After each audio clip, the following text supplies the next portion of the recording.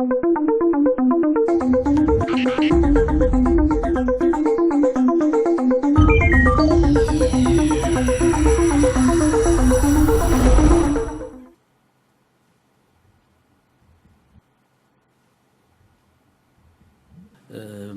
titre de la session que nous avons est exactement au-delà du PIB, interrogation.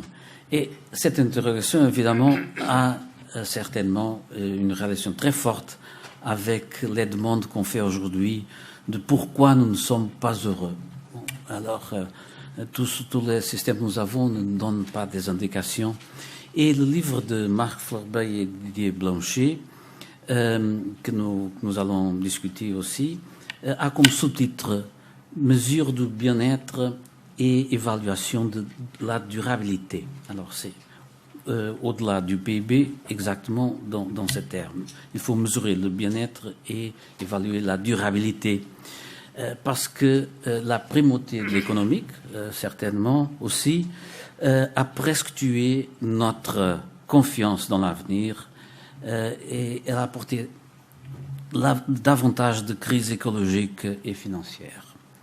Bon, un monde est disparu, nous le savons tous, et comme Alain Touraine aime dire, la fin d'un monde n'est pas la fin du monde. Hein. Bon, de toute façon, le monde qui est disparu est celui de la guerre froide, qui a créé l'État-providence, qui a diffusé les technologies de l'information et de la communication sur notre planète. Et aujourd'hui, la globalisation apporte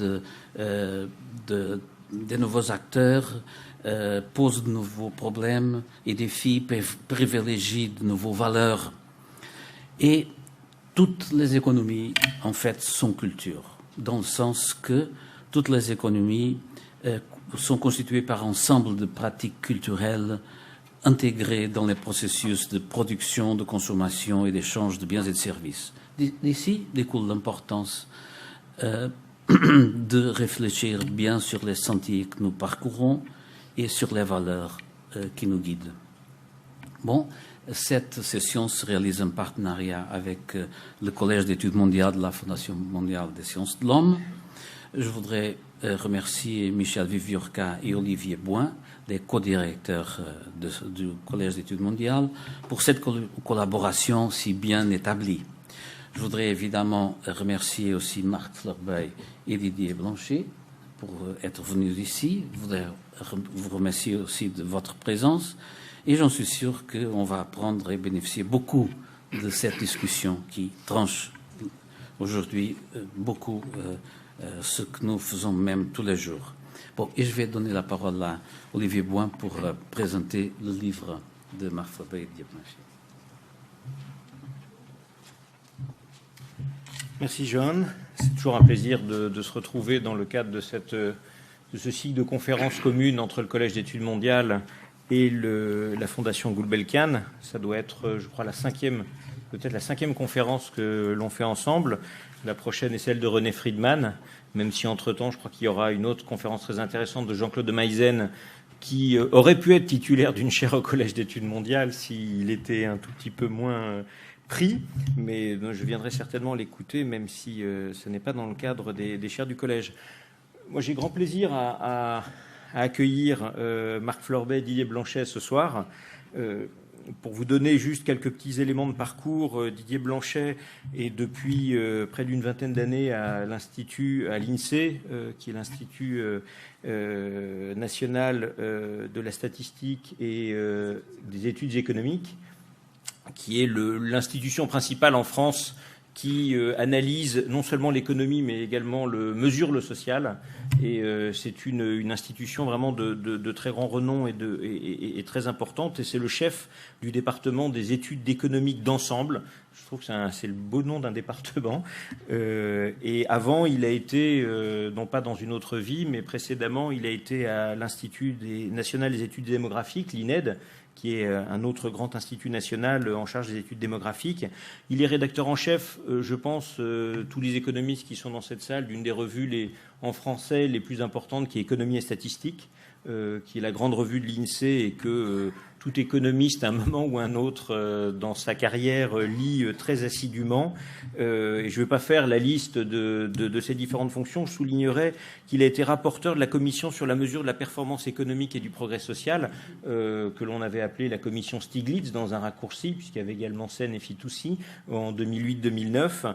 Et donc, il travaille depuis longtemps sur la question de la retraite ou des retraites, de l'emploi, de la démographie, de la santé. Et sur ces questions, évidemment, de mesures, je citerai juste un ouvrage important il a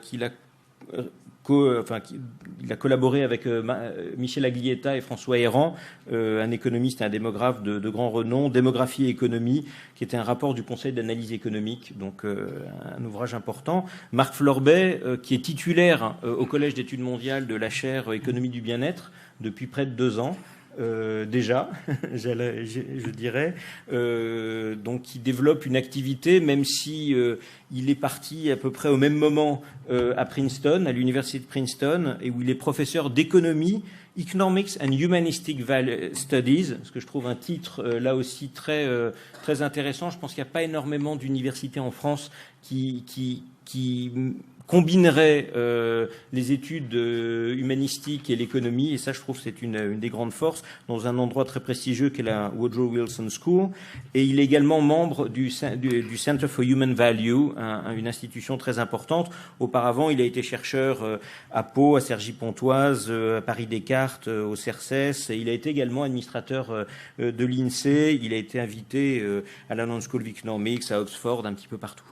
Il est nombreuses publications, je ne vais pas vous faire la liste même de ses principales publications, tellement les publications principales sont longues. Mais ce qui me paraît intéressant, c'est que ce soir, nous avons 2 orateurs, mais nous avons un économiste, voire 2 économistes, 2 statisticiens, un philosophe, un démographe, un expert des études sociales. Et je pense que ce n'est pas de trop je pense qu'on a besoin de toutes ces compétences pour y voir clair sur une question très importante de la mesure de la performance des économies et des sociétés, en prenant en considération, lorsqu'on veut aller au-delà du PIB, au-delà des outils de la comptabilité nationale et du produit intérieur brut, qui prennent en considération, je vais les citer pêle-mêle, et ça sera je crois leur tâche de préciser comment intégrer ces différentes dimensions, les préférences, les perceptions, l'agrégation, en passant de l'individuel au collectif, les enjeux intergénérationnels, la dimension non monétaire de la vie et des activités humaines, la durabilité, l'empreinte écologique. Donc un ensemble de questions, un chantier extrêmement important, extrêmement stimulant, mais qui est vraiment d'une rare complexité. Aujourd'hui, tout le monde s'accorde à dénoncer l'insuffisance des instruments de mesure actuels, certains y voyant l'expression de la brutalité simplifiante du primat accordé à l'économie, d'autres y voyant l'incapacité de la pensée économique à proposer des indicateurs plus complexes, l'économie étant ou demeurant une science décevante ou misérable, dismal science, qui ne serait pas la mesure de la complexité des enjeux contemporains. Le PIB est une victime, une proie facile maintenant. C'est un outil de comptabilité nationale. C'est un instrument de mesure qui a été développé dans les années 30, il le rappelle bien, pour se doter d'indicateurs de performance économique. Et c'est devenu une référence absolue, pour ne pas dire unique, mais au départ, ça n'a été construit que pour modéliser et étudier l'activité économique d'un pays donné dans une période de temps donnée, généralement une année, et pour pouvoir saisir des comparaisons internationales, éventuellement des évolutions de conjoncture. Alors aujourd'hui, c'est un indicateur qui est très insuffisant, et j'ai fait une libre traduction d'un paragraphe de l'ouvrage qui est cité en épigraphe. Je trouve une très belle citation du sénateur Robert Kennedy dans un discours de 1968 qui montre donc qu'il y a déjà 45 ans cette préoccupation, et d'ailleurs il cite également en épigraphe Simon Kuznets, qui est un des pères fondateurs de la comptabilité nationale, et qui disait, attendez, c'est un outil de mesure de quelque chose, ça n'est pas un totem qui serait valable pour absolument mesurer la complexité des sociétés et des économies. Alors, je fais cette traduction libre, mais quand même assez fidèle. Notre PIB, alors il parle de PNB, qui est le produit national brut, mais c'est à peu près produit intérieur brut, comptabilise la pollution de l'air, et la réclame pour les cigarettes, ainsi que les ambulances pour intervenir dans les accidents de la route. Le PIB comptabilise les verrous et cadenas que nous achetons pour notre porte, ainsi que les prisons pour ceux qui les forcent. Il comptabilise la destruction des séquoias et la perte des merveilles naturelles causées par notre activité chaotique. Il comptabilise le napalm et les têtes nucléaires, ainsi que les voitures blindées de la police qui combat les insurrections dans nos rues. Mais il ne prend pas en considération la santé de nos enfants, la qualité de leur éducation, le bonheur qu'ils ont en jouant. Il ne prend pas en considération la beauté de nos poésies et la force de nos mariages, l'intelligence de nos débats publics et l'intégrité des hommes et des femmes qui nous représentent. Il ne prend pas en compte notre finesse, notre courage, notre sagesse, notre apprentissage, ni même notre compassion ou dévotion pour une cause commune. Et il conclut, il mesure tout, sauf ce qui rend la vie digne d'être vécue. Donc, c'est une très belle critique qui date de 45 ans. C'est donc un très beau programme de recherche, mais c'est une entreprise d'une rare complexité à laquelle, vraisemblablement, deux orateurs, j'en suis sûr, de ce soir, vont maintenant nous introduire les principales caractéristiques. Alors, le PIB utilité limite, donc vous avez la photo de Simon Kuznets, là, il y aura quelques photos pour illustrer, égayer un petit peu le propos, encore que je ne suis pas tout à fait sûr que le style des photos soit vraiment égayant.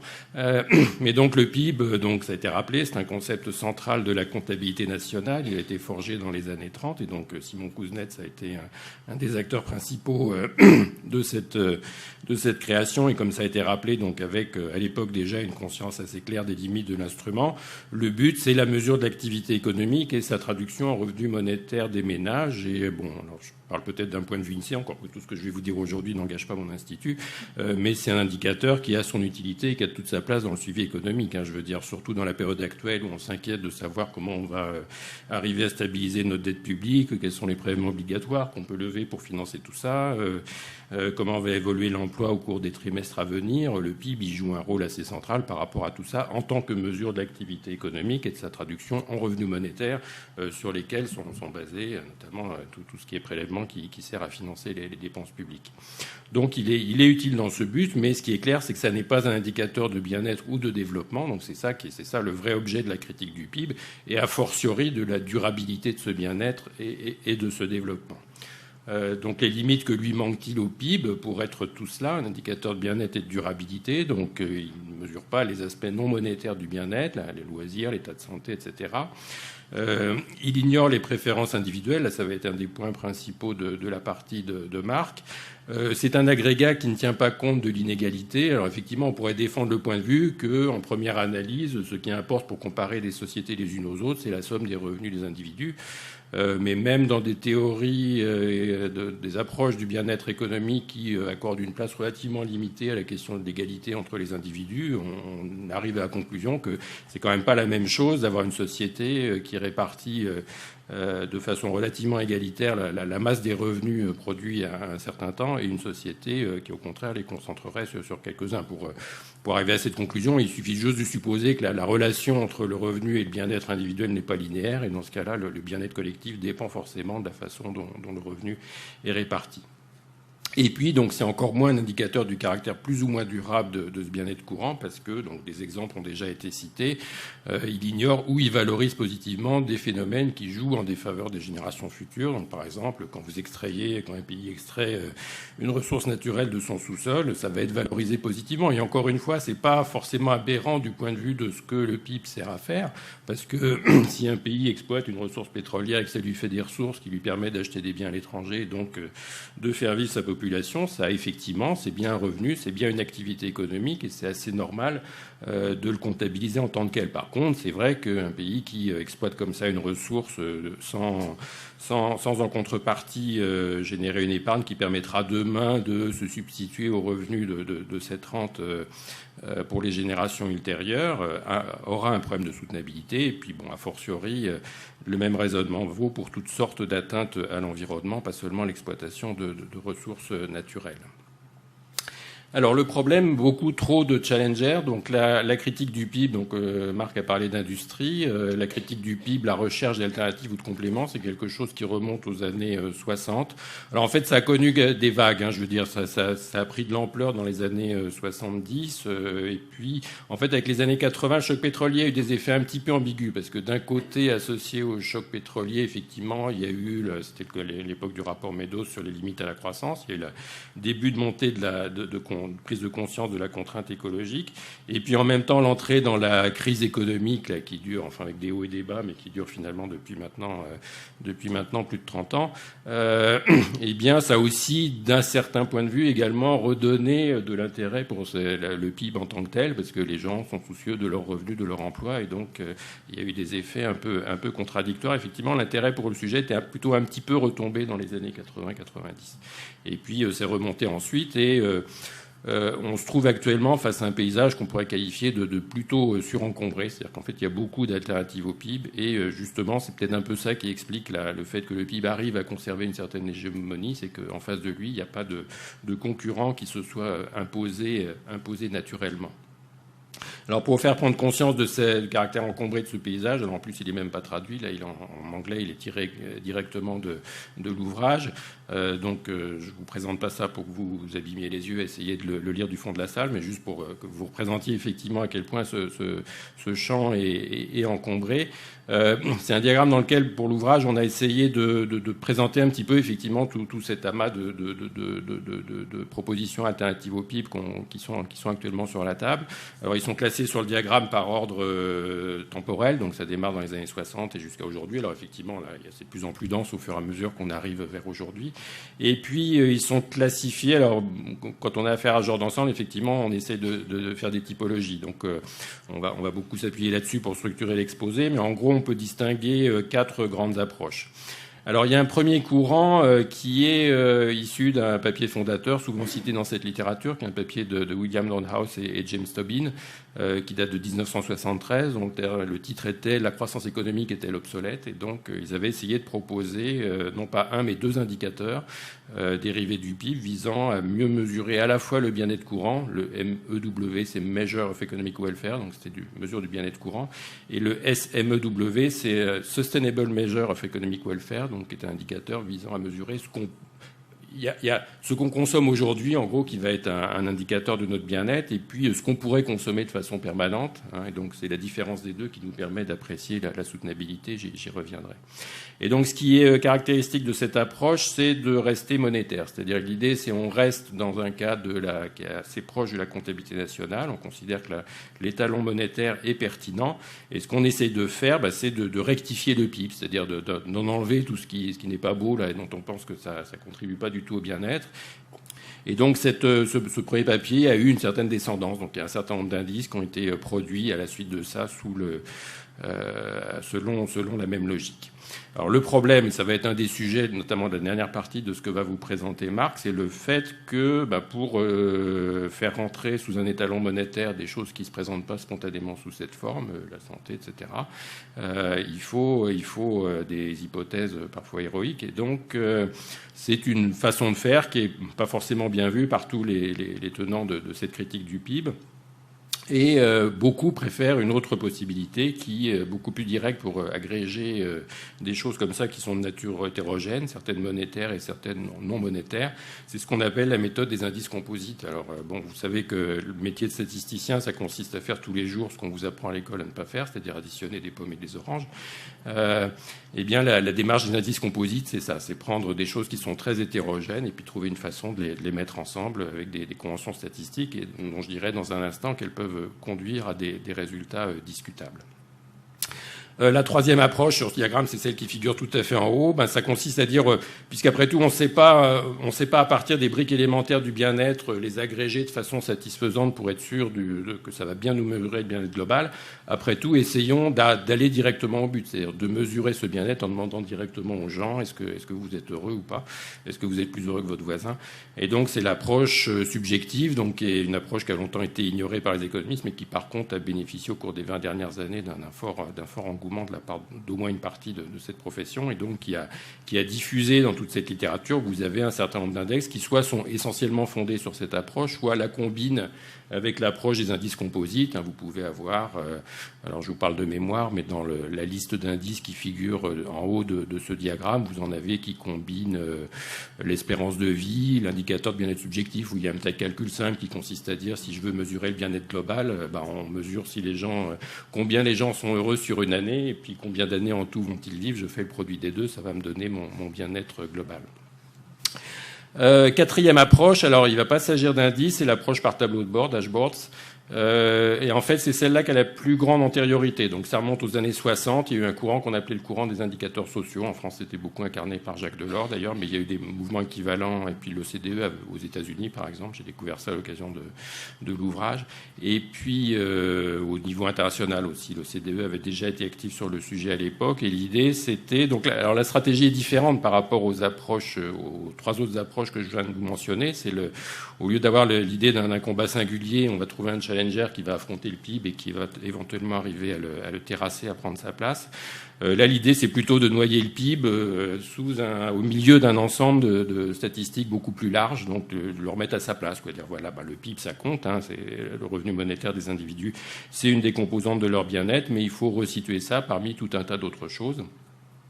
Et donc, ce courant des indicateurs sociaux, en fait, il a été concomitant de toute... on a rappelé que dans un institut statistique, on ne fait pas que produire de la comptabilité nationale et du PIB. Une très grosse partie de l'activité, c'est des enquêtes auprès des ménages, c'est de la statistique sociale. Ça s'appuie à la fois sur des enquêtes et souvent des sources administratives. Et donc, ce courant des indicateurs sociaux a été associé effectivement à beaucoup d'investissements sur la statistique sociale. Le monde de la statistique, et c'est vrai qu'il est un petit peu partitionné. Vous avez d'un côté les gens qui sont plutôt statistiques d'entreprise, et c'est ça qui alimente beaucoup la comptabilité nationale et qui est souvent très monétaire, et puis vous avez la statistique sociale, et les deux pèsent d'un poids à peu près équivalent dans l'activité de ces institutions. Alors, le courant des indicateurs sociaux, il n'a pas survécu sous cette appellation, mais par contre, effectivement, tout ce développement de la statistique sociale s'est poursuivi. Et puis, l'approche par tableau de bord, donc qui était implicite, on n'appelait pas ça comme ça à l'époque, mais qui était implicite dans ce courant des indicateurs sociaux, finalement, s'est remis à occuper une place importante. Alors, elle l'a fait notamment à partir du début des années 90. Le contexte, c'était la remontée progressive de la préoccupation environnementale et de la question de la soutenabilité, à la suite du rapport Brundtland, qui est bien connu, celui qui a défini qui a donné la définition de la soutenabilité que tout le monde connaît. Le développement durable, donc le développement qui permet de maximiser notre bien-être courant sans compromettre celui des générations futures. Et donc, à la suite de ce rapport Brundtland, il y avait eu la conférence de Rio, donc vous avez probablement en mémoire, qui était en 92, je crois, et parmi les choses proposées lors de cette conférence, effectivement, c'était l'idée de développer systématiquement des tableaux de bord de développement durable. Donc, c'est un peu... oui, alors... que j'ai pas précisé, un autre apport du rapport Brundtland, ça a été en plus de cette fameuse définition de ce qu'est le développement durable, c'était l'idée de dire que le développement durable, ça a trois piliers. Il y a le bien-être économique, enfin le revenu, l'activité économique. Il y a le volet social et le volet environnemental. Et donc, c'est dans cette foulée-là que c'est développé tout un mouvement de production de tableaux de bord un peu systématiques couvrant ces trois catégories, ces trois dimensions du bien-être et de sa durabilité. Alors le problème des tableaux de bord, c'est que ils ont quand même eu tendance, enfin je m'exprime de façon un peu directe, mais ils ont un peu eu tendance du coup à devenir un peu des fourre-tout dans lesquels on accumule beaucoup de statistiques en vrac, donc un tableau de bord typique. Alors souvent on essaye de résumer ça à 10 indicateurs principaux et choses comme ça, mais un tableau de bord ça peut aller facilement jusqu'à 100, 150 indicateurs. Et donc selon l'adage, un trop d'informations tue l'information. Quand vous êtes devant un tableau de bord aussi conséquent, finalement quel message est-ce que vous en finalement? Donc on a toute une tension entre le fait que ce qu'on voudrait mesurer, on est conscient que c'est multidimensionnel, donc on voudrait raconter beaucoup de choses, mettre beaucoup d'indicateurs sur la table, et puis en même temps, l'esprit humain est ainsi fait qu'il a besoin de synthèse, et donc du coup, ça redonne de l'intérêt pour la question d'essayer de résumer tout ça avec pas plus de quelques indicateurs globaux.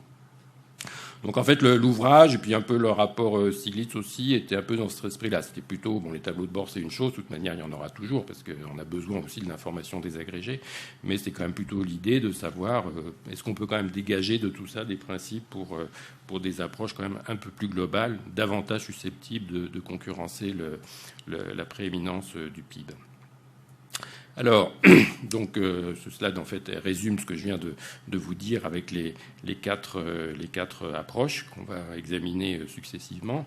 Mais, préalablement, même si ça va pas être le sujet central, je vais vous dire quelques mots de la question de la soutenabilité. Alors, ça nécessiterait un exposé séparé, mais ça doit être abordé parce que, en fait, alors je n'ai pas insisté dessus, mais beaucoup d'indicateurs alternatifs au PIB se présentent comme des indicateurs de développement durable, donc des indicateurs visant à mesurer simultanément le bien-être courant de la population et le fait de savoir s'il est durable ou pas. Et la question qu'on peut se poser, c'est est-ce que ceci a un sens? Et de la façon dont je formule la question, vous vous doutez que la réponse va être plutôt négative, mais je vais expliquer un petit peu pourquoi, parce que ça ne va pas toujours de soi. Bien-être courant et soutenabilité, faut-il les mesurer ensemble ou séparément? Moi, mon point de vue sur la question, c'est qu'il y a deux questions. La question comment est-ce qu'on vit aujourd'hui, est-ce qu'on est bien, et les générations suivantes vivront-elles aussi bien que nous? Et donc, clairement, une fois qu'on a formulé le problème en ces termes, on devine bien que répondre aux deux questions avec un chiffre unique n'a guère de sens. Et malgré cela, il y a quand même un certain nombre d'indicateurs qui se présentent comme arrivant à résumer le présent et le futur avec un chiffre qui englobe les deux. Alors pourquoi ça n'a pas de sens? Parce que on a quand même deux phénomènes deux choses qui sont vraiment très différentes. On veut les différencier, c'est même ça le sujet de la soutenabilité. Et vouloir les agréger avec un seul chiffre, ça peut conduire au résultat que vous mettrez sur le même plan un pays qui surconsomme ses ressources et qui n'est pas soutenable, et puis un pays qui, au contraire, les consomme de façon relativement frugale et grâce à ça est soutenable. Quand vous avez du plus et du moins de chaque côté, en mettant les deux choses ensemble, vous pouvez les faire se compenser. Et du coup, en essayant de mesurer les deux choses à la fois, finalement, vous ne mesurez ni l'une ni l'autre. Donc la position qu'on avait adoptée, enfin elle était même assez structurante pour le rapport Stiglitz parce que d'entrée de jeu, il y avait eu, enfin la commission était divisée en 3 sous-groupes. Il y avait un sous-groupe qui était plutôt sur les compléments au PIB, donc qui était plutôt sur les approches monétaires. Il y avait un sous-groupe qui était plutôt sur les aspects conditions de vie, qualité de vie. Et puis il y avait un sous-groupe qui était sur la question de la soutenabilité. Donc dès le départ, on était orienté sur l'idée c'était quelque chose qui devait être mesuré séparément. Et donc l'idée, c'est de dire, voilà, si je veux construire, non pas un tableau de bord pléthorique à 150 indicateurs, mais vraiment un truc minimal avec juste un petit nombre d'indicateurs qui résumerait bien les choses, il faut au moins avoir 2 colonnes, quoi. Une colonne mesure du bien-être courant et dans laquelle on va se poser la question de savoir si on peut y arriver avec un seul chiffre. Et puis, donc c'est une question qui est déjà assez complexe et ça va occuper l'essentiel du reste de l'exposé. Et puis une colonne qui va être mesuré, consacré à la mesure de la soutenabilité. Et celle-ci, en fait, alors là aussi on pourrait se poser la question, une fois qu'on a dit qu'il faut au moins 2 chiffres, est-ce qu'on peut se contenter de 2? C'est-à-dire avec la soutenabilité, est-ce que ça peut se mesurer avec un seul indicateur? Et là, je suis plutôt personnellement sur la position que dans le domaine on va voir ce qu'il faut en penser sur le domaine de la mesure du bien-être courant, mais en matière de soutenabilité, c'est vraiment assez difficile d'espérer résumer ça à un chiffre unique. Donc je vais juste expliquer l'idée en 2-3 slides, et après on refermera cette parenthèse sur la soutenabilité. Alors, ce qu'il faut bien voir, c'est que moi je travaille dans un institut statistique. Ce que fait un institut statistique, son métier, c'est d'essayer de mesurer le présent. Et déjà, ça, il a beaucoup de mal parce que d'abord le présent, on le connaît en fait qu'avec retard. Donc, on dit toujours les chiffres arrivent trop tard par rapport à ce qui se passe vraiment. Mais ça, c'est un peu dans la nature des choses. Mesurer le présent, on le fait. C'est une opération compliquée. Il faut collecter beaucoup de données, tout ça, etc. Après, on se tourne vers les statisticiens. On nous dit mesurez-nous en plus la soutenabilité. La réponse est que oui, mais en fait, mesurer la soutenabilité, si ce qu'on veut faire, c'est comparer demain avec aujourd'hui, c'est plus de la mesure, c'est de la prévision. Et donc ça nous fait sortir du champ de la statistique stricto sensu, et ça pose tous les problèmes que pose n'importe quel exercice prospectif. Si je veux savoir si les générations futures seront mieux ou moins bien que nous aujourd'hui, il faut que je fasse une prévision, donc il faudrait des modèles, des choses comme ça. Et le problème de la prévision, c'est que c'est un exercice difficile, surtout quand ça concerne le futur, comme on sait, et vous n'y arrivez que moyennant des hypothèses. Donc c'est pas uniquement, il n'y a pas une réalité qui est là et que vous pouvez quantifier plus plus ou moins bien, mais il y a des hypothèses sur le futur, des croyances ou des constats plus ou moins établis, mais avec quand même beaucoup d'a priori souvent sur ce qui détermine l'évolution à long terme de la situation des populations. Et c'est plutôt ça qui viendrait justifier une démarche pluraliste. En fait, on bute là-dessus quand on essaye de réfléchir à ce que serait l'indicateur unique idéal de la soutenabilité. Alors en fait, pour illustrer ça, il suffit de prendre 2 indicateurs phares de soutenabilité. Il y en a un qui est très connu, qui est l'empreinte écologique, hein, et puis il y en a un autre moins connu, qui est promu notamment à la Banque mondiale, qui s'appelle l'épargne nette ajustée. Et dans la commission, on avait passé beaucoup de temps à comparer ces indicateurs, et ils ont des messages extrêmement opposés. Bon, le message de l'empreinte écologique, on le connaît bien, c'est que ce que cet indicateur mesure, c'est un degré de pression sur les ressources naturelles renouvelables. Donc on est bien dans l'esprit d'une forme de surconsommation, de désépargne, de non-renouvellement d'un capital naturel potentiellement renouvelable, mais qu'on exploite trop et du coup n'arrive pas à vraiment se renouveler. Et donc le message, c'est que depuis les années 80 ou 90, on a dépassé le seuil de soutenabilité. Donc on surconsomme les ressources. Enfin, ensuite, l'indice présente un certain nombre de difficultés pratiques, etc. Mais enfin, je ne vais pas rentrer dans ces détails. Et en tout cas, ce que voit aussi cet indice, c'est qu'il dit que les problèmes de soutenabilité sont plutôt dans les pays riches à cause de leur mode de vie. Et par contre, l'épargne nette ajustée, c'est plutôt un indice qui va vous dire qu'il y a des problèmes de soutenabilité dans les pays pauvres. Alors pourquoi ? Parce que lui, il met l'accent sur des choses très différentes. Alors il est davantage lié à ce qui se fait en comptabilité nationale. L'idée, c'est de dire ce qui va déterminer le niveau de vie demain, c'est ce que nous laissons aux générations futures. Donc c'est l'épargne nette. Déjà, il y a ce qu'on accumule comme capital productif. Bon, mais effectivement, si c'était que ça, ce serait vraiment très pauvre. L'idée, c'est d'y rajouter tout ce qui est accumulation de capital humain. Effectivement, c'est quand même très important pour le bien-être des générations futures, savoir si ces générations vont être bien formées ou pas. Et puis ensuite, il rajoute, alors contrairement, on dit l'empreinte écologique, alors de ce côté-là, l'épargne nette ajustée est un peu plus environnementale que l'empreinte écologique, parce que l'empreinte écologique se concentre sur les ressources naturelles renouvelables. Elle n'a pas du tout de message sur l'exploitation des ressources pétrolières, etc. Alors, c'est aussi un aspect de la soutenabilité. L'épargne nette ajustée le prend en compte. Et par exemple, donc qui consomme les bijoux de famille, comme on dit, et qui ne réinvestit pas le revenu issu de cette soja. Donc ça veut dire que ce pays, en fait, s'appauvrit progressivement. Il va consommer une partie de son capital. Son capital, c'est essentiellement ça. Et du coup, puisque ce pays ne réinvestit pas suffisamment le revenu qu'il tire de l'exploitation de cette ressource naturelle, ça veut dire que le jour où la ressource naturelle aura été épuisée, les habitants n'auront plus rien de significatif pour assurer leur niveau de vie. Et typiquement, on est dans une situation de non-soutenabilité. C'est un message qui a également du sens. Alors, on peut effectivement, je crois que les messages de l'empreinte écologique sont forts et très importants, mais ce message-là aussi, qu'il y a l'investissement physique, l'investissement en capital humain aussi, ce sont des choses qui comptent pour prévoir comment nous serons demain. C'est un message qu'il faut avoir en tête. Et donc, j'ai un peu anticipé, j'ai toujours cette habitude d'anticiper sur les slides qui suivent là. La façon de résumer ça, c'est de dire on a 2 indicateurs qu'on a l'habitude d'opposer, mais en fait, il faut les voir plutôt comme mesurant des aspects complémentaires de la soutenabilité, effectivement, traduisant des hypothèses différentes sur ce qui importe pour le niveau de vie de demain. Et donc, en fait, derrière des indicateurs, ce qui se cache, c'est des projections implicites, quoi. Les tenants de l'empreinte écologique sont plutôt convaincus qu'il y a vraiment la pression sur les ressources naturelles renouvelables, c'est très important, et ils sont très peu optimistes sur la possibilité de compenser la pression qu'on exerce sur ces ressources par de l'innovation, etc.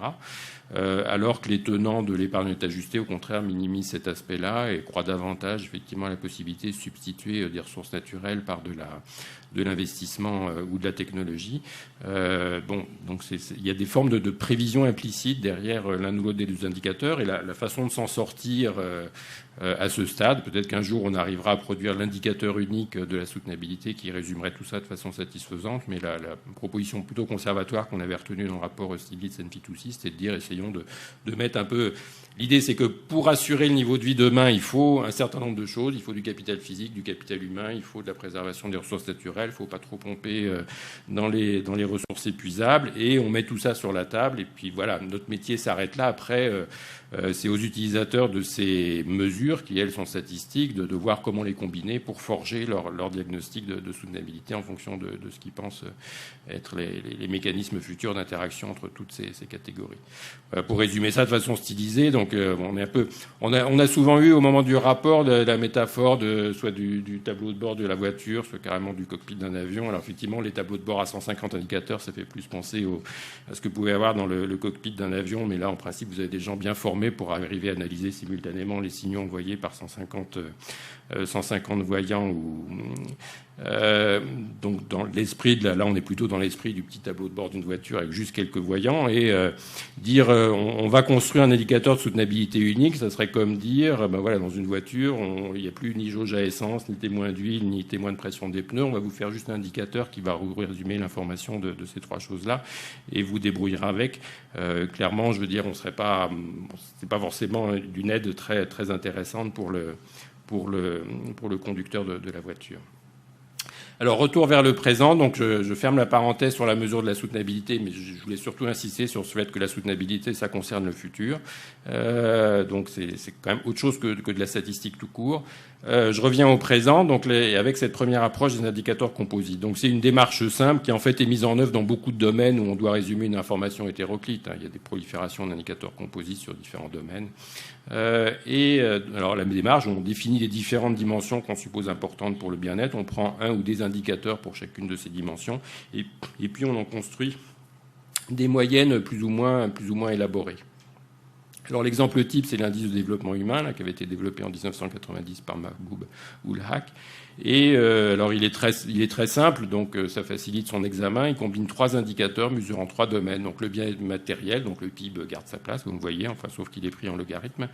Vous avez la santé qui est approximée par l'espérance de vie à la naissance, et puis vous avez un indicateur du niveau d'éducation, donc à évoluer entre différentes versions successives de l'indice. Et la façon d'additionner tout ça, parce que ça se présente effectivement dans des échelles très différentes, il faut d'abord commencer par aller normaliser. Alors, la version initiale de l'indice additionnait les choses. Donc, si vous additionnez un PIB en milliers de dollars et puis une espérance de vie en années, effectivement, ça n'a pas beaucoup de sens. Le PIB va écraser le reste.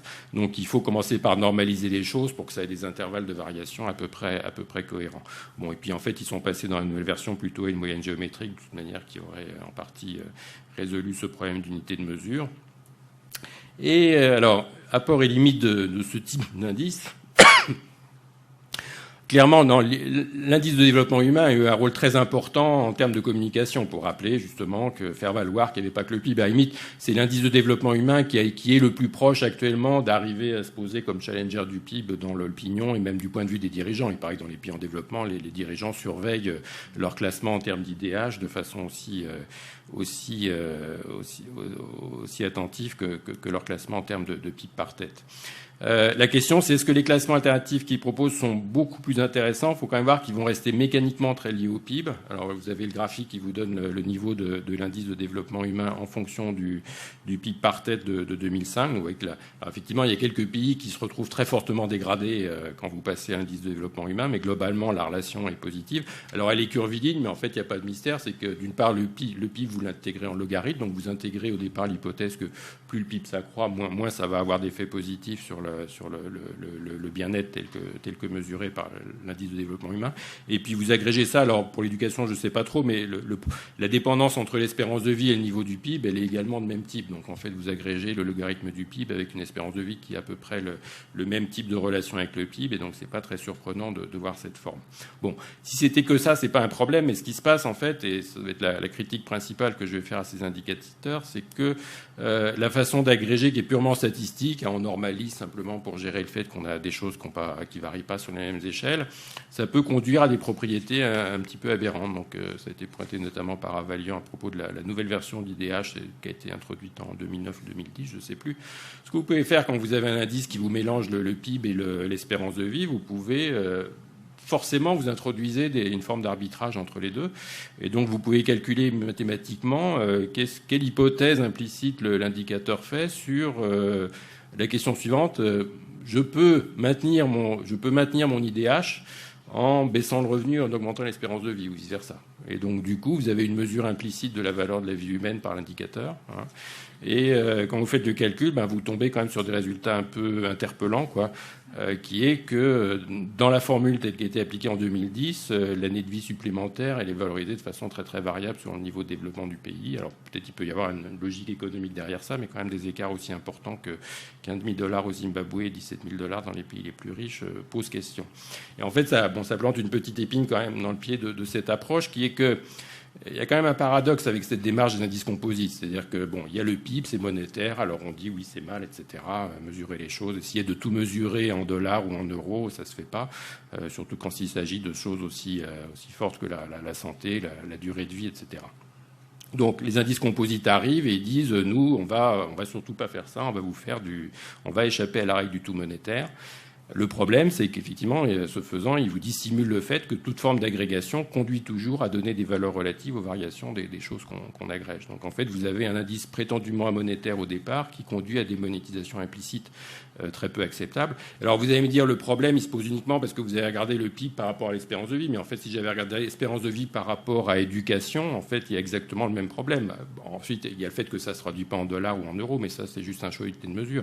Sitôt que vous agrégez deux variables X et Y, eh bien, vous faites des hypothèses implicites sur combien de X en plus peuvent compenser tant de Y en moins, et donc c'est bien donner des valeurs relatives aux choses. Hein. Donc vous n'échappez pas à cette sorte de malédiction dès lors que vous voulez avoir une approche en termes d'indice unique.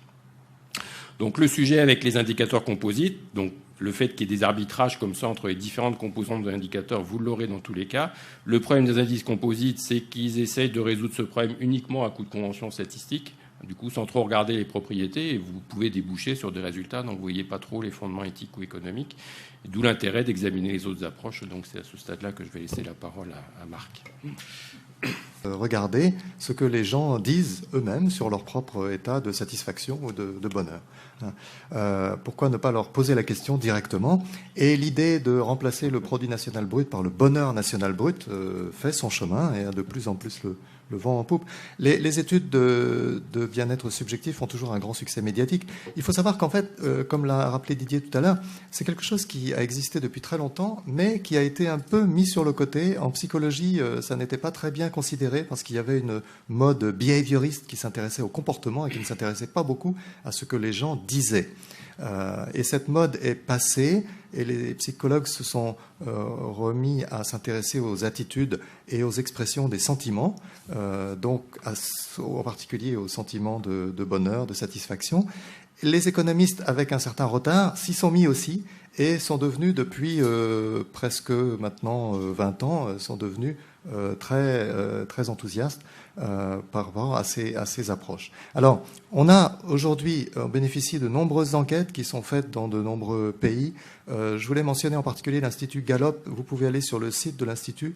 Ils font depuis plusieurs années une enquête quotidienne auprès de la population américaine et une enquête annuelle auprès de la population de la plupart des pays du monde. C'est plus d'une centaine de pays. Et donc, ça donne un panorama assez impressionnant. Et ça ouvre les perspectives de comparaison entre pays, de comparaison entre groupes sociaux ou entre strates de revenus à l'intérieur des pays.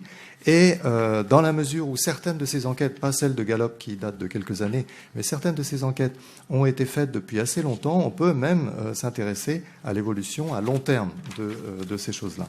Alors, ce que les économistes et statisticiens font en particulier, c'est d'essayer de comprendre les déterminants du bien-être. Si on envisage d'utiliser ces indicateurs pour faire quelque chose comme de la politique publique, orienter les décisions qui sont prises au niveau les plus généraux, on a besoin de savoir comment ça fonctionne. Qu'est-ce qui augmente le bien-être? Qu'est-ce qui est mauvais? Et donc, il y a des études sur les déterminants de ces réponses en termes de satisfaction ou de bonheur. Alors, il est un peu difficile de synthétiser tout cela. Grosso modo, on peut dire que certains déterminants paraissent de façon assez robuste, assez stable, importants dans les résultats, et pour d'autres, c'est un peu moins clair. Le revenu semble jouer un rôle dans les réponses individuelles, un rôle tout à fait saillant. La situation familiale aussi joue un rôle, en particulier le fait d'être en couple ou pas.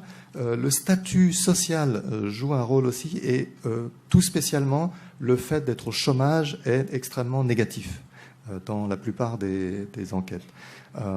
La santé, c'est assez variable selon les enquêtes, et ça, c'est un peu étonnant. Il y a des enquêtes où ça joue un rôle important, et d'autres où ça joue un rôle étonnamment faible, et en particulier, par exemple, l'épidémie de sida en Afrique, qui a ravagé des pays entiers, semble avoir eu très peu d'impact sur la satisfaction dans ces pays. Donc il y a des résultats un peu paradoxaux, et il y a d'autres éléments qui sont encore plus paradoxaux. Par exemple, l'éducation, qui est une valeur importante de nos sociétés, ne joue aucun rôle dans ces enquêtes.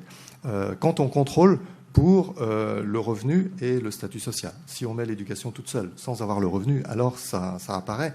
Mais évidemment, c'est parce que ça apparaît parce que ça joue un rôle à travers les conséquences en termes de revenus, de statut, etc. Je voulais vous illustrer un petit peu ces résultats en parlant notamment du lien entre le revenu et le bien-être, puisque c'est la question centrale. Si on veut aller au-delà du PIB, comment se situent ces différentes choses? Alors voilà un premier graphique tiré d'une étude de 2 collègues de Princeton, Daniel Kahneman et Angus Deaton, qui montre qu'il faut faire une distinction entre 2 types de bien-être subjectif, ce qui relève des émotions et ce qui relève du jugement, de l'évaluation de satisfaction par rapport à sa vie. Alors l'émotion, il y a des émotions positives, des émotions négatives, et ici vous voyez que les courbes qui atteignent un certain plateau à un moment donné sont les courbes qui correspondent aux émotions. Ce qu'on voit, c'est qu'au-delà d'un certain niveau de revenu, donc ça c'est sur la population américaine, au-delà d'un certain niveau de revenu, on a une influence du revenu sur les émotions des gens qui s'atténue très fortement. On a quand même quelque chose qui se passe pour les revenus faibles, ce qui n'est pas très surprenant, mais quand même, au-delà d'un certain niveau, qui est de l'ordre de 75 000 dollars annuels, les choses semblent finalement relativement indépendantes du revenu pour les émotions. En revanche, la courbe qui continue à augmenter constamment, c'est la courbe sur les jugements, les évaluations de satisfaction. Et cette courbe semble traduire une relation qui reste positive, y compris pour les plus hauts revenus. Alors, on a quelque chose de similaire, là c'est un travail d'Angus Deaton encore, sur la comparaison entre pays, et c'est tiré de l'étude de Gallup. La taille des bulles ici représente la population des différents pays. Et vous voyez ici une courbe qui est croissante.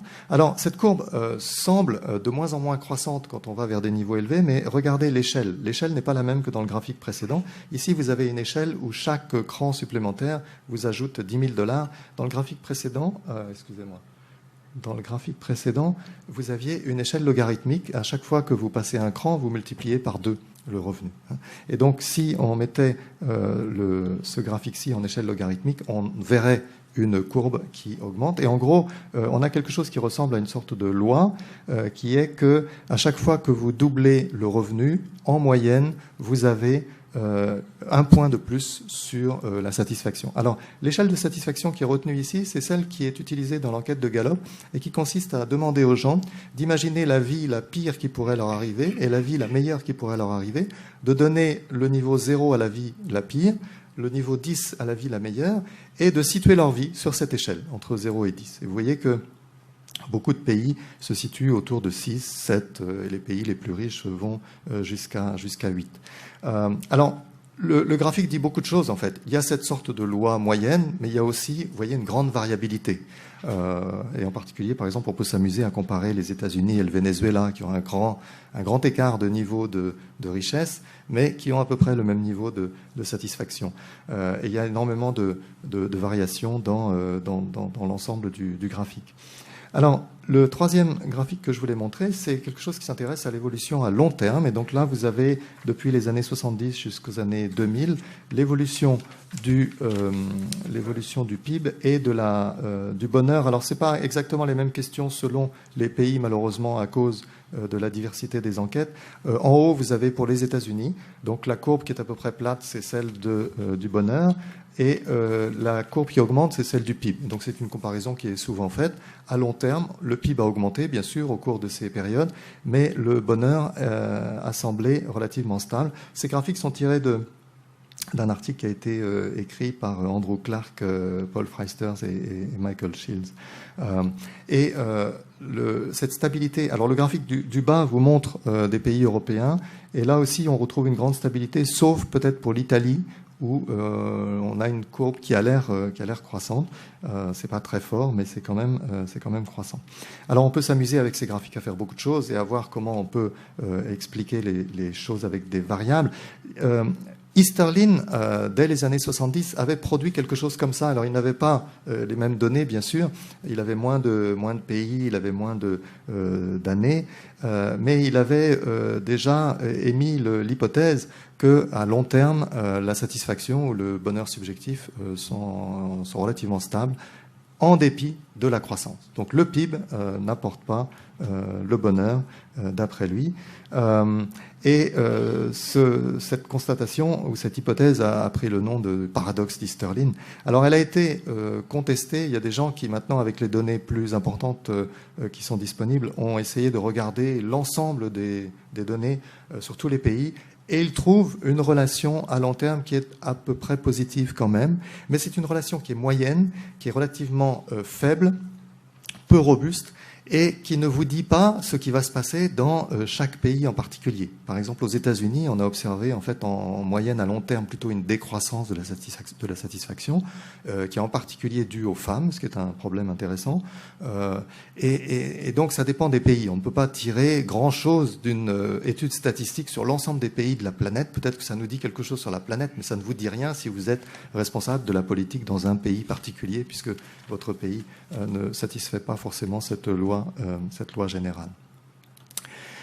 Alors, les leçons qui peuvent être tirées de ces observations, en particulier les discussions qui ont suivi le paradoxe d'Easterlin, ont évidemment un contenu politique très fort. Est-ce que la croissance est un leurre? Est-ce qu'on s'est trompé depuis 50 ans, mais depuis peut-être même 70 000 ans, depuis que l'homme est sorti d'Afrique et a cherché à améliorer sa condition, à inventer l'agriculture, à développer toutes sortes d'innovations technologiques? Est-ce que tout ça a servi finalement à rien du tout si notre bonheur n'est peut-être pas plus élevé que celui de l'homme de Cro-Magnon? Comme je vous l'ai dit, il y a des débats sur ce qui s'est passé dans les 50 dernières années. Certains sont en désaccord avec cette idée et pensent qu'en fait, il y a quand même une croissance même à long terme. Ce sera impossible de vérifier cela. On ne pourra jamais faire une enquête sur les populations de l'Antiquité, malheureusement. Mais ça serait intéressant. Quand vous lisez Socrate, par exemple, ce que les gens racontent au sujet de Socrate, il disait « Mais c'est pas grave si je meurs à 70 ans, j'ai eu une bonne vie. » Il avait l'air très satisfait de sa vie. Donc si on lui avait posé une question de satisfaction à la façon de Gallup, je pense qu'il aurait donné une note assez élevée. Mais il y avait en même temps beaucoup d'inégalités dans ces époques, et donc peut-être que beaucoup de gens étaient dans des situations assez dramatiques et avaient une situation beaucoup moins satisfaisante. Donc c'est impossible de savoir. On le saura si on continue les enquêtes aujourd'hui, on le saura dans 100 ans ce qui se passe. Et alors, si on reprend le graphique d'Angus Deaton, celui-ci, on voit bien quand même que la loi que j'énonçais, cette loi ne peut pas se prolonger indéfiniment parce que si on double le PIB et qu'on gagne 1 point de satisfaction à chaque fois, eh bien si une croissance, j'ai fait le calcul, si une croissance de 2% par an se prolongeait sur les 100 prochaines années, on crèverait le plafond de 10 qui est imposé par l'enquête puisqu'on ne peut pas répondre au-dessus de 10. Donc les pays les plus riches iraient au-delà de 10, ce qui est impossible. Donc par construction, on n'est pas sûr qu'Easterlin ait raison sur le passé, mais il aura forcément raison sur le futur. Le bonheur ne peut pas augmenter beaucoup plus que ce qu'il est aujourd'hui dans les pays riches. Et il semble que 8, ce soit un peu une limite psychologique. Les gens ont du mal à dire « oui, mon bonheur, ma satisfaction est à 10, il y a toujours mieux ». Et donc, on peut difficilement imaginer que les choses continuent à augmenter Le bien-être dépend, comme je l'ai dit, des relations sociales, du statut et donc peut-être de la culture. Donc allons plutôt de ce côté-là. Donc ça serait une belle conclusion et je dois vous avouer que personnellement je la trouverais assez sympathique. Malheureusement, je dois dire, pour être rigoureux et honnête intellectuellement, que cette conclusion repose sur des bases fragiles. Et le problème, c'est que le bien-être subjectif, par nature, il est trop stable pour refléter les véritables souhaits des personnes qui sont enquêtées. Alors, c'est assez évident pour les émotions. Les émotions, elles dépendent plutôt de la personnalité des gens que de ce qui leur arrive. Alors, on a vu qu'il y avait des émotions négatives chez les personnes qui sont au bas de l'échelle sociale.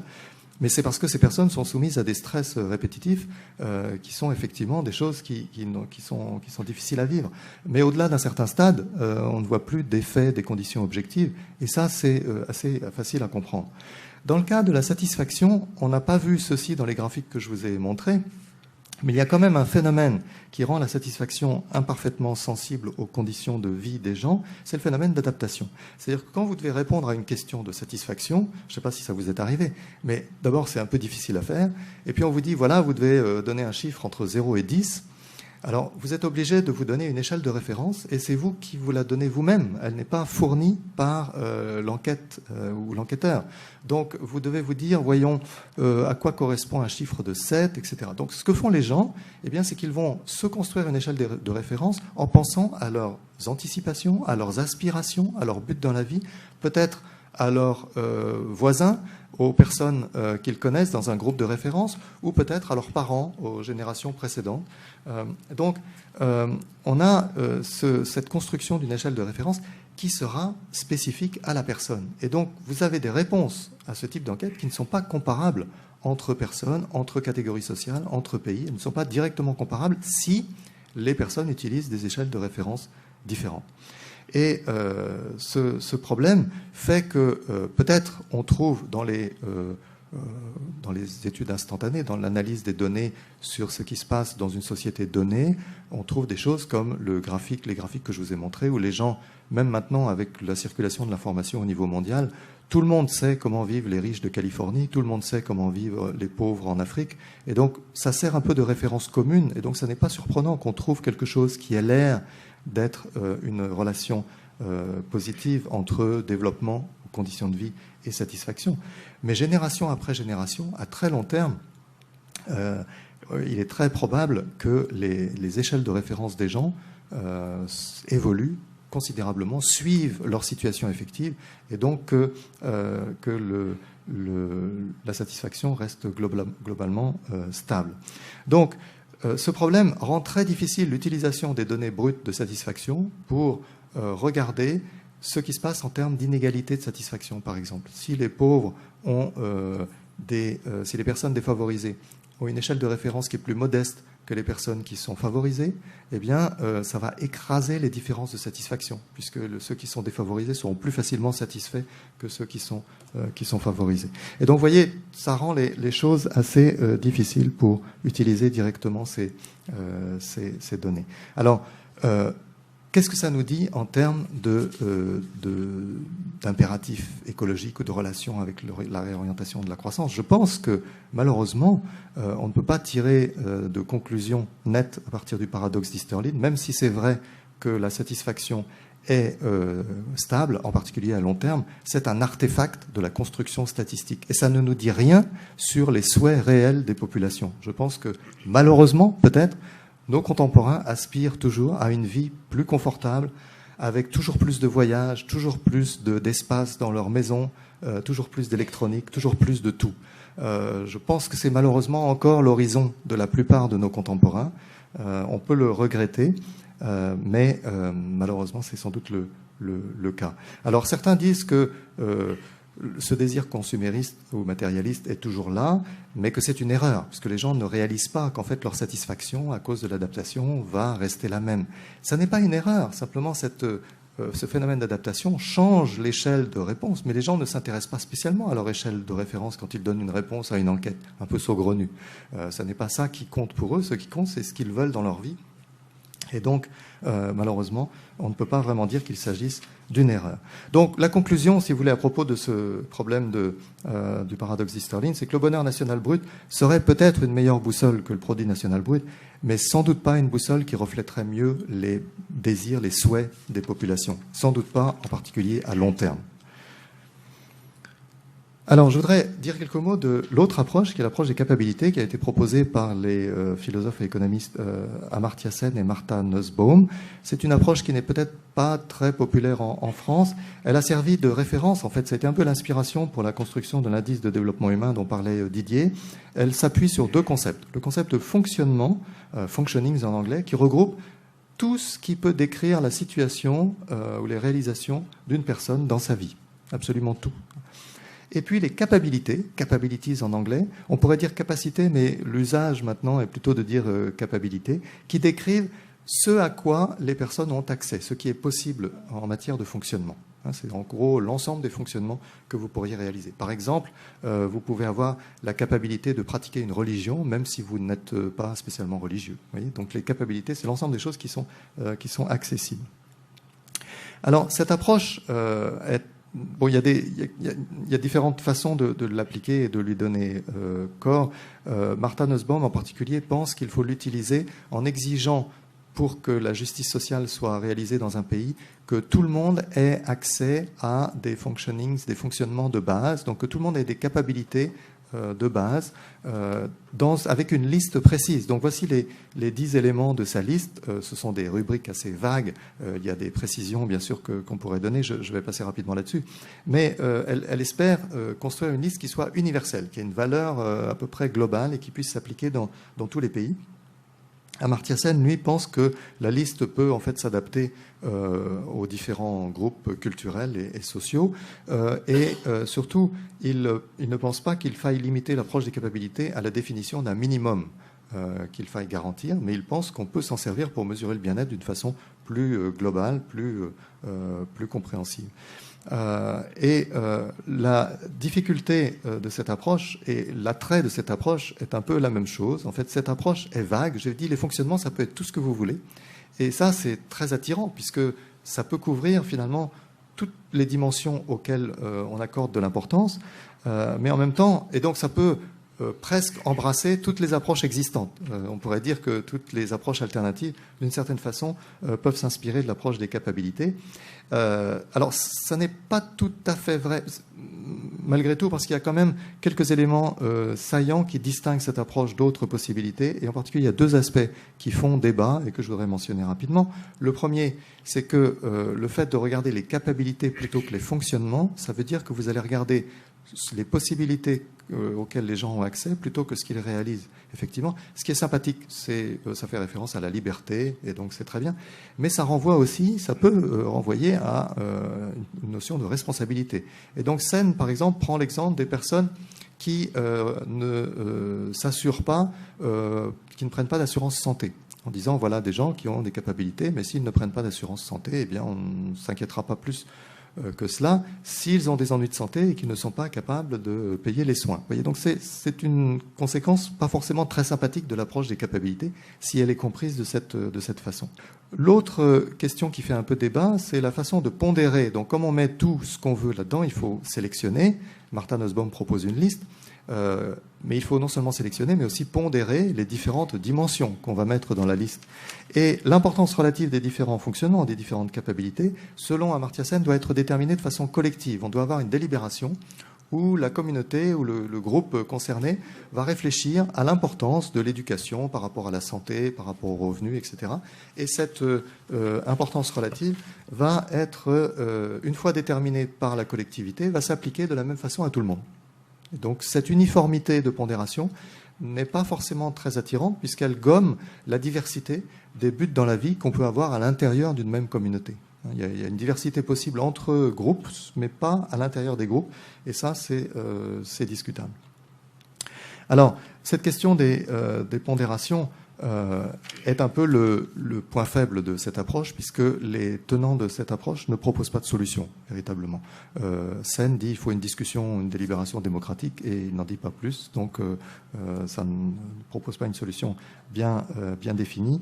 Et on peut sans doute dire que finalement la question des pondérations reste le point un peu aveugle de cette approche. Alors, c'est vrai que cette question est un peu évitée par la construction même de l'approche. Le fait de regarder les capacités plutôt que les fonctionnements, ça laisse la possibilité aux gens de choisir les fonctionnements qu'ils souhaitent en fonction de leurs préférences. Vous aurez une pondération qui sera identique pour tout le monde, mais les gens seront quand même libres de choisir ce qu'ils veulent dans leur capacités, dans leur ensemble d'options possibles.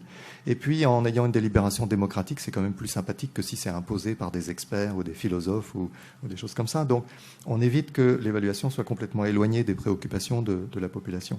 Mais quand même, la question reste, je pense, l'embarras principal de l'approche des capacités. Alors, passons maintenant à la question, est-ce qu'on peut faire mieux? Et je voudrais évoquer une troisième approche. Alors, vous voyez, là, on a un peu différentes approches qui vont dans des sens très différents. Vous avez les approches objectives, et en particulier l'approche monétaire, qui évalue les dépenses des personnes en regardant essentiellement en regardant la valeur des dépenses, c'est en fait l'ampleur du budget. Donc ça ressemble un peu aux capacités en matière de consommation, au fond. Et puis vous avez les indicateurs de bien-être subjectif qui vont dans l'autre sens, mais qui vont trop loin dans le subjectif à cause du fait qu'ils incorporent l'échelle de référence, toutes ces variabilités dans la façon de répondre des gens qui ne sont pas pertinentes. Donc la question, c'est comment faire quelque chose qui soit entre les deux, qui reprenne ce qui compte vraiment pour les gens, et cela seulement. Et donc ce qu'on peut imaginer, c'est de partir d'un extrême ou de l'autre et de faire une correction pour aller dans le sens de compter ce qui compte vraiment. Donc on peut prendre soit le revenu comme point de départ, soit le bonheur. Et je vais commencer par parler du bonheur. Imaginons qu'on puisse prendre le bonheur et qu'on envisage de filtrer l'hétérogénéité des réponses dont j'ai parlé tout à l'heure. On pourrait essayer de le faire. On peut le faire de différentes façons. Je ne vais pas rentrer dans les détails, mais on peut par exemple aider les gens en leur disant, vous savez, on va prendre comme exemple que 8 dans l'échelle de 0 à 10, ça correspond à tel type de vie. Et puis 5, ça peut correspondre à tel type de vie, etc. Et donc, où est-ce que vous vous situeriez dans l'échelle ainsi définie? Donc l'échelle pourrait être définie de façon un peu plus précise, un peu plus homogène entre les répondants.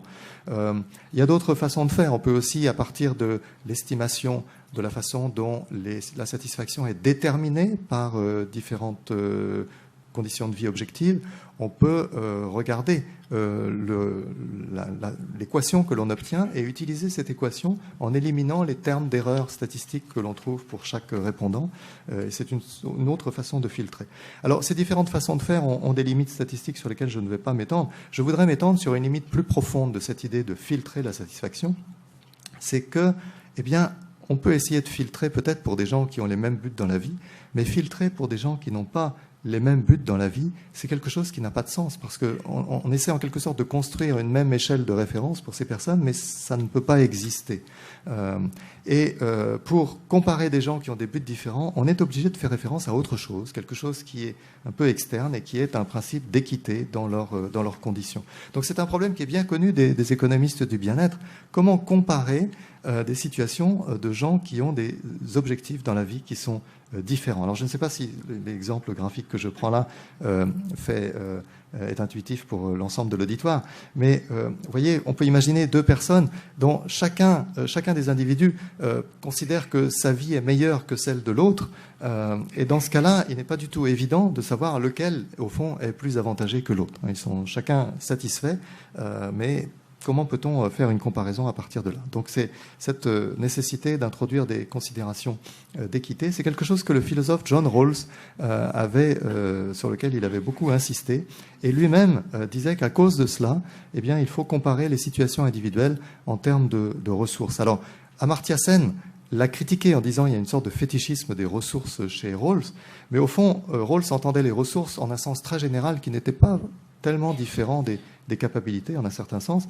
Et l'idée, c'était, il faut un principe d'équité et on ne peut pas utiliser directement les niveaux de satisfaction et on ne peut pas non plus utiliser, ce que Rawls disait, on ne peut pas utiliser une sorte de super préférence qui rangerait toutes les vies, tous les degrés de réussite dans la vie à partir d'un principe un principe éthique de ce qui est bien dans la vie pour tout le monde. Ça n'est pas possible puisque les gens ont des objectifs différents. Alors, comment utiliser cette idée ? Si on était dans un monde où seuls comptent les biens et services marchands, alors j'ai un peu peur de dire ça parce que c'est ce qu'utilisent quelquefois les économistes pour avancer dans la réflexion. Évidemment, on n'est pas dans un monde comme ça, heureusement. Mais si on était dans un monde comme ça, et si les prix de marché n'étaient pas entachés d'imperfections, il serait peut-être approprié effectivement d'utiliser le revenu ou la dépense pour comparer les gens, puisque ça leur donnerait, ça représenterait au fond ce à quoi ils ont accès. Alors, il y a des problème quand même, parce que même avec des prix de marché parfaits au sens économique un peu étroit, il peut quand même y avoir des injustices, parce que certains modes de vie peuvent être plus chers. Par exemple, si vous êtes végétarien et que vous cherchez à vous nourrir à Paris, ça peut être un peu plus cher que si vous ne l'êtes pas. Ça dépend des pays. Il y a d'autres pays où c'est plutôt moins cher. Mais donc il y a des choses comme ça. Il peut y avoir des injustices dans les prix de marché. Et puis il y a une autre difficulté, c'est que des personnes différentes dans des endroits différents ou à des époques différentes font face à des prix différents. Donc comment fait-on la comparaison dans ce cas-là ? Ça, c'est encore un vieux problème que les économistes ont traité. Et Paul Samuelson, il y a longtemps, a dit, au fond, ce qu'on pourrait faire, c'est fixer des prix de référence et calculer le niveau de dépense qui serait nécessaire à ces prix de référence pour qu'une personne obtienne la même satisfaction que dans sa situation effective. Donc ça revient à calculer des situations de référence qui sont faciles puisqu'elles sont telles que tout le monde fait face au même prix dans ce cas-là. Et donc on peut faire des comparaisons en termes de budget. Alors ce niveau de dépense hypothétique qu'on calcule, c'est ce qu'on a proposé d'appeler en économie le revenu équivalent, et l'expression remonte à assez loin en fait. Alors cette méthode donc combine, voyez, le principe rawlsien d'équité, puisqu'on va comparer des choses de l'ordre de la ressource, c'est-à-dire en fait de l'ordre de ce qui compte pour les gens dans l'objet de leurs préférences, et un principe de respect des préférences, puisque la construction de la situation équivalente, c'est une construction qui s'appuie sur les préférences des gens. Il s'agit de construire quelque chose qui soit aussi bon que leur situation effective. Alors, maintenant, revenons au monde réel, où il n'y a pas que le marché, il n'y a pas que les biens et consommations et services marchands. Quand il y a de multiples dimensions de qualité de vie, comme la santé, etc., les relations sociales, et qu'il s'agit de les prendre en compte, eh bien, en fait, la méthode s'étend très facilement. Il suffit de construire une situation équivalente en prenant non seulement des prix de référence pour les biens et services marchands, mais en laissant également les personnes choisir la qualité de vie qui leur convient dans les dimensions non marchandes. Et à partir de là, on obtient quelque chose qui est un revenu équivalent un peu plus étendu, si vous voulez, mais qui fonctionne assez bien. Donc, un exemple très simple, en négligeant le problème des prix, parce que ça compliquerait un peu.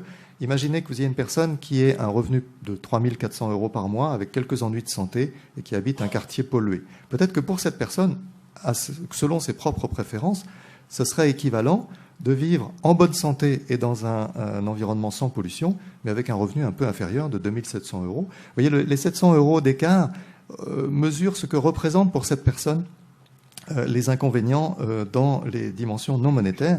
Et donc ces 2 700 € sont le revenu équivalent dont je parle. Alors, voilà une mesure monétaire. Est-ce que ça veut dire que c'est dismal science ? Est-ce que c'est encore quelque chose qui est trop matérialiste ? Comme l'a déjà indiqué Didier en fait dans son exposé, il ne faut pas confondre l'étalon monétaire avec le champ de la mesure. Et le champ du revenu équivalent est en fait illimité. Le revenu standard, c'est quelque chose qui est trop limité puisque ça ne mesure que votre pouvoir d'achat dans le domaine marchand. Mais le revenu équivalent, il peut intégrer toutes les dimensions non marchandes et donc son champ est illimité. Ça peut intégrer la santé, la famille, les relations sociales et même la spiritualité. Vous pouvez mettre énormément de choses dans ce contexte-là. Le fait que l'étalon soit monétaire renvoie au principe d'équité, c'est-à-dire l'idée qu'une fois que les gens ont les conditions de vie qui leur conviennent dans les domaines non monétaires, on peut comparer leur situation en termes de revenus. Mais on pourrait imaginer d'utiliser d'autres étalons avec des principes d'équité un peu différents. Par exemple, la longévité, on pourrait calculer des longévités équivalentes ou des espérances de vie équivalentes. C'est quelque chose qui pourrait être imaginé. Ça n'est pas vraiment fait, ce serait assez compliqué, mais avec des données sur le revenu, la santé, le chômage, la fréquence des rencontres amicales que les gens ont et leur sécurité. C'est-à-dire, est-ce qu'ils se sentent en sécurité quand ils se promènent le soir dans leur quartier? Je crois que c'est la question qui décrit ce problème. Et vous voyez ici que le calcul du revenu équivalent qui tienne compte de ces dimensions modifie un peu le classement des pays. Donc dans la première colonne, vous voyez que la France et l'Allemagne, par exemple, ont une situation qui est renversée. La France est au 10e rang en termes de revenus par tête, elle passe au 9e rang en termes de revenus équivalents moyens, alors que l'Allemagne passe du 6e au 10e rang. J'ai mis aussi la Grèce et l'Espagne à cause de ce qui se passe au niveau de la croissance. Donc les colonnes suivantes vous parlent de la croissance. On voit qu'il y a des différences parce qu'il y a des choses qui ont bougé sur le revenu, avec la crise bien sûr, mais il y a des choses qui ont bougé aussi sur les autres dimensions.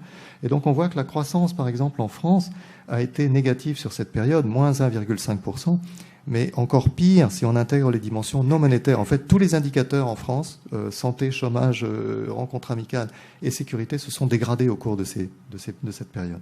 En Allemagne, au contraire, la situation du chômage s'est améliorée au cours de cette période, ce qui fait que la croissance du revenu équivalent est en fait positive et un peu plus nette que celle du revenu. Alors, ceci dit, quand on regarde les choses en mettant une priorité, là je parlais de revenus moyens, et ça néglige le fait qu'on peut avoir envie de donner une priorité aux plus défavorisés. Donc on peut calculer une moyenne pondérée en mettant un poids plus élevé pour les plus défavorisés dans la société. Et si on le fait, alors on peut obtenir les chiffres de la dernière colonne, où vous avez en fait une différence entre l'Allemagne et la France qui se resserre en termes de taux de croissance. Et puis, jeter un coup d'œil à ce qui se passe en Grèce et en Espagne.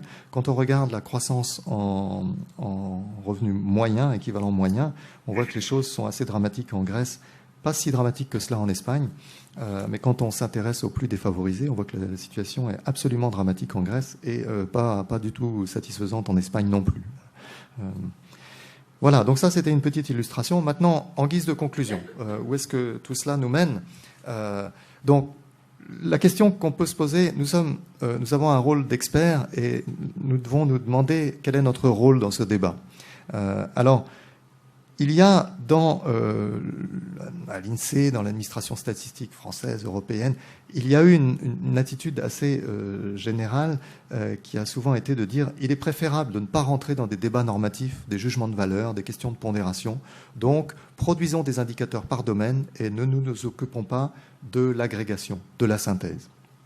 Alors, ce que nous disons avec Didier, et la situation est en train d'évoluer, c'est que, et la commission Stiglitz a joué un peu un rôle aussi dans cette évolution, c'est qu'en fait, on peut concilier le besoin de synthèse qui est fort et qui est une demande sociale importante, non seulement des responsables politiques, mais dans l'ensemble de la société. On peut concilier cela avec un respect du pluralisme. Il y a en fait plusieurs conceptions du bien-être social, plusieurs conceptions du bien-être individuel aussi. Et donc, peut-être que la bonne attitude, la bonne réponse des experts, c'est de contribuer à construire autant d'indicateurs synthétiques qu'il y a de conceptions en présence dans le débat public. Donc pas un seul indicateur, pas seulement un indicateur de capacité, pas seulement un indicateur de revenu équivalent, pas seulement un indicateur de bien-être subjectif. Peut-être qu'il faut regarder tout cela. Donc il faut faire plusieurs synthèses plutôt qu'une seule pour respecter les différentes positions qui sont en présence dans la vie. Mais nous pensons que c'est quand même le rôle des experts d'aider à la construction de ces synthèses, parce que l'attitude qui consiste à dire ce n'est pas notre boulot, laissons les responsables politiques, laissons la population faire la synthèse, c'est une attitude qui n'est pas vraiment honnête, parce qu'on sait très bien que les gens ne sont pas capables de faire cette synthèse. C'est une tâche ardue qui nécessite des données adaptées, qui nécessite des travaux statistiques compliqués, et quand on ne leur fournit pas des éléments de synthèse, eh bien ils se rabattent sur ce qui existe, par exemple le PIB. Et ça a été la situation pendant de nombreuses décennies. Alors, on peut faire un peu plus que cela, peut-être. Et c'est ce que nous essayons de faire dans notre livre. On peut non seulement, et c'est ce que nous avons essayé de résumer ici, on peut non seulement présenter les différentes options possibles, mais aussi essayer de clarifier le débat, et non pas pour imposer nos valeurs personnelles, mais pour montrer qu'il y a des pour et des contre dans les arguments. Il y a des arguments qui sont solides et d'autres qui le sont moins. Et en particulier, on peut aider à réfléchir au lien entre des principes éthiques qui peuvent avoir une valeur intuitive simple pour les gens et les indicateurs. Ce lien n'est pas évident à comprendre. Les indicateurs renvoient toujours à des difficultés, des complexités techniques. Donc nous pouvons essayer d'éclairer le débat et de clarifier les concepts. Mais encore une fois, nous pensons qu'il est essentiel pour que le PIB perde son rôle d'indicateurs dominants, qui est un rôle par défaut, en fait. Pour qu'il perde ce rôle, pour qu'il soit détrôné, il faut que des indicateurs synthétiques alternatifs soient systématiquement construits. Des indicateurs, pas un seul, mais c'est sans doute quelque chose qui est essentiel. Merci beaucoup pour votre attention. J'ai été historiquement le premier à faire un film sur le Bhoutan en 68, au moment où le Bhoutan a basculé vers l'Inde, et au moment où Indira Gandhi a été inauguré la route, et j'ai rencontré le troisième roi, et j'ai suivi le pays depuis longtemps, et je vais souvent au Bhoutan. Alors le Bhoutan a inventé un peu, entre guillemets, ce concept de BNB il y a 40 ans. C'était en 73. Alors après, c'est devenu un phénomène de communication important pour eux, donc au-delà de tout. Alors je voulais savoir un peu, vous, en tant que spécialiste, Stiglitz a été 2 fois au Bhoutan, à ma connaissance, Jacques Attali y a été, je ne sais pas si vous y avez été vous-même.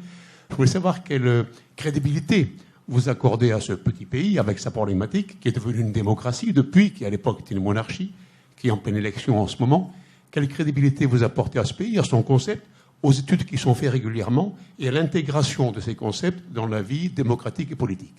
Pendant assez longtemps, c'est resté une philosophie un peu générale qui n'avait pas de traduction statistique très précise. Et ils ont fait ces dernières années un effort pour aller vers la construction d'indicateurs plus précis.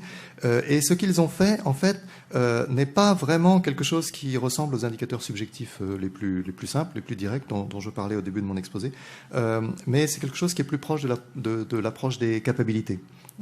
Et donc ils ont une liste de dimensions, et donc il y a pas mal d'objectivité, d'indicateurs objectifs dans la construction de leur approche.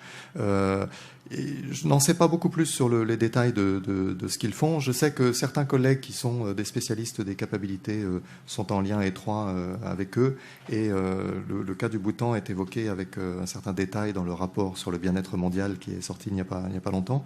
Voilà, donc je ne peux pas en dire beaucoup plus.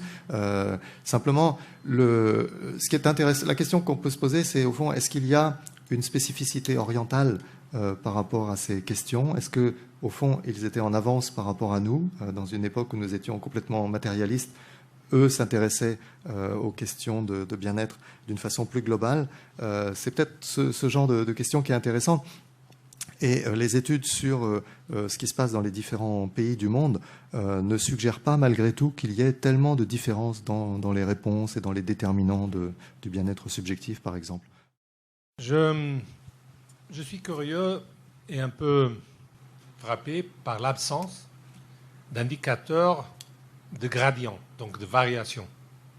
Parce que je crois bien que si on veut mesurer le PIB, enfin, je suis ingénieur, donc je suis forcé à partir un peu dans ce domaine. Vous mentionnez des variables de stock, pas les variables de flux, de variation d'état.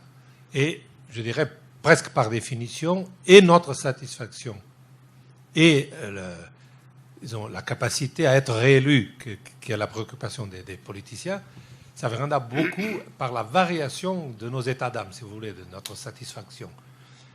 Et donc, ma question, ce serait, est-ce qu'il y a des études qui mesurent la variation de notre satisfaction en fonction de la variation d'autres indicateurs plutôt mesurables? Par exemple, l'éducation, c'est quelque chose à des variations très lentes. Le revenu, ça peut être plus rapide. La santé, encore beaucoup plus rapide. L'état de vie en famille, encore plus rapide. Qu'est-ce que seraient les choses qui seraient les déterminants plus forts de notre variation? Donc, c'est un peu, si vous voulez, par analogie physique, le corps humain aussi, on ne sent pas la vitesse, on sent l'accélération. Ce serait intéressant de le mesurer vers le passé, mais aussi, et ça c'est quelque chose qui porte beaucoup dans l'économie, vers les attentes. Qu'est-ce que sont les choses que l'on espère, des variations positives ou négatives vers le futur? Comment ça mesure notre satisfaction? Si vous me permettez encore une petite minute. Aujourd'hui, enfin, je viens du Portugal, maintenant je travaille à Paris, mais je viens du Portugal, et je suis la situation là-bas très, très prochainement, très proche. Aujourd'hui, je dirais, l'insatisfaction des personnes est très fortement associée à la variation des dernières 2 années, mais aussi, peut-être encore plus, pour le fait qu'on ne voit pas de sortie. Donc les attentes pour l'année prochaine sont aussi très pessimistes. Et c'est ça, en forte mesure, ce qui conditionne l'insatisfaction générale des gens. Donc, est-ce qu'il y a des modèles avec les premières dérivées? C'est un peu compliqué parce que le PIB est une mesure de flux, donc c'est des flux de production sur l'année courante, mais c'est plutôt une variable de niveau. Donc je pense que votre idée, effectivement, c'est de dire que le bien-être des individus est davantage sensible à la variation du niveau qu'au niveau lui-même. Effectivement, ça vaut des perspectives intéressantes. Si on essaie d'enrichir la liste des arguments pour mesurer notre bien-être, peut-être que c'est plutôt... on a vu que dans les indicateurs existants comme l'IDH, on prend le PIB tel quel et puis on l'introduit. Effectivement, il y aurait la piste de dire ce qu'il faut introduire, c'est pas le PIB, mais la croissance du PIB. Je connais des approches, des gens avaient essayé des approches un peu expérimentales sur des indices alternatifs. C'était les travaux de Cornillo, par exemple, qui avaient été faits à l'OFCE. Il avait produit un indice de bien-être, justement, et ça rejoint un peu d'ailleurs des aspects des travaux d'Esterline, qui essayaient de mesurer le bien-être, justement, en termes d'écart par rapport à des aspirations des individus. Et ça renvoie un peu à cette idée que du coup, les gens vont être davantage sensibles à la dérivée du revenu qu'à ce revenu lui-même. Effectivement, du coup, le problème, c'est que par rapport à cette problématique limite de la croissance, si la façon pour les gens d'être heureux, c'est d'avoir de la croissance, et puis si en même temps on sait que la croissance ne peut pas être indéfinie, ça ouvre une perspective, alors pour le coup assez sinistre là, sur ce que peut sur l'économie en général et sur ce que.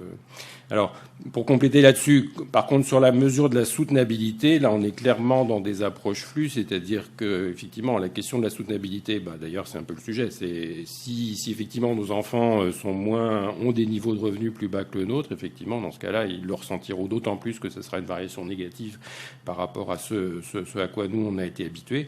Et effectivement, pour capter ça, les bons indicateurs de soutenabilité, c'est des indicateurs qui portent sur les variations. L'épargne nette ajustée, c'est de l'épargne nette, donc c'est bien un flux. Et l'empreinte écologique, d'une certaine façon, c'est également un flux, puisque c'est une comparaison entre une pression qu'on existe sur les ressources et la façon dont elles pourraient se renouveler spontanément. Alors, si je peux ajouter, moi, je voudrais juste commencer par dire que les indicateurs de niveau peuvent bien sûr être étudiés en termes de taux de croissance. Donc, les chiffres que j'ai montrés nous donnent une idée de ce qui s'est passé en termes de variation. La question de l'impact sur le bonheur subjectif est une question intéressante parce qu'en fait, il y a effectivement des études psychologiques qui montrent que les gens sont sensibles, et même l'introspection suggère assez naturellement, on est sensible aux bonnes nouvelles et aux mauvaises nouvelles. Donc, c'est effectivement les changements qui sont importants pour nos émotions. Or, il y a les émotions, mais il y a aussi les jugements de satisfaction sur la vie. Et les jugements de satisfaction sur la vie, c'est autre chose. Ça n'est pas évident que ça dépende des chocs ou des nouvelles. Ça peut dépendre de l'observation de l'ensemble du parcours effectué d'un État. Et donc, si on s'intéresse, la plupart des gens dans ce domaine pensent que la satisfaction est plus intéressante parce qu'elle est plus cognitive. Elle est aussi peut-être plus sensible aux conditions de vie objectives. Elle est plus apte à nous donner de l'information sur les préférences des gens. Donc, si on s'intéresse à la satisfaction, ce n'est pas sûr que ce phénomène de sensibilité aux bonnes et aux mauvaises nouvelles, aux chocs, soit un phénomène qui soit si important que cela. Il est important pour les émotions, il l'est peut-être moins pour la satisfaction en tant que jugement.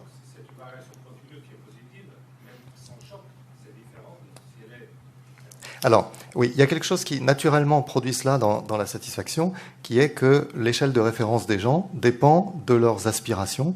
Et si vos aspirations sont contredites par des mauvaises nouvelles, une réalisation qui n'est pas celle que vous espérez, effectivement, votre satisfaction sera dégradée à cause de cela. Donc, si les gens sont pessimistes mais qu'ils ont des bonnes surprises, à l'inverse, ils seront facilement satisfaits. Donc, il y a énormément de phénomènes de ce genre. C'est vrai, vous avez raison. Mais en même temps, vous voyez, ça complique l'utilisation des mesures de satisfaction. Mais oui, mais ce qui est intéressant, c'est au fond comment utiliser ces données-là pour en tirer de l'information pertinente sur ce que les gens souhaitent. Et il ne s'agit pas, si vous voulez, il y a des attitudes assez différentes en fait dans le domaine. Et donc il y a des spécialistes, par exemple Richard Layard à la LSI, lui il est plus paternaliste. Il dit mon objectif c'est de donner aux gens du bonheur, des bons sentiments. Ça n'est pas de satisfaire leurs souhaits ou leurs préférences. Donc il y a aussi la possibilité d'utiliser l'approche subjective pour dire voilà, si on trouvait la pilule du bonheur, on la donnerait aux gens, on n'aurait plus besoin de s'occuper d'autre chose. Donc c'est une possibilité qui n'est pas forcément celle qui est la plus sympathique pour l'ensemble des participants au débat. Mais vous voyez, la panoplie des mesures possibles est assez large. Je reste perplexe parce que la notion de bonheur et bien-être est tellement différente d'une personne à l'autre. On connaît des personnes riches matériellement et très malheureuses. On connaît des personnes très pauvres matériellement et qui rayonnent. Donc comment construire des indicateurs et surtout pourquoi faire ? Parce que les politiques, est-ce qu'ils sont vraiment tellement préoccupés du bien-être des gens ? Je suis peut-être... je sais pas. Et puis, je lisais... Et puis, les gens eux-mêmes, je pense, ont bien conscience d'être ou de ne pas être heureux. Et puis, je lisais il y a pas longtemps dans la presse que le taux de suicide aux États-Unis, le nombre de suicides a doublé. Et donc, le suicide ne rentre jamais dans les indicateurs. Et moi, ça me semblerait un indicateur assez significatif quand même. Les approches dont nous parlions essaient d'aller au-delà de cette cuisine statistique pour comprendre ce que les gens souhaitent. Alors c'est vrai que les décideurs politiques, quelquefois, leur horizon, c'est simplement la réélection. Mais la réélection peut être aussi liée à la satisfaction de la population.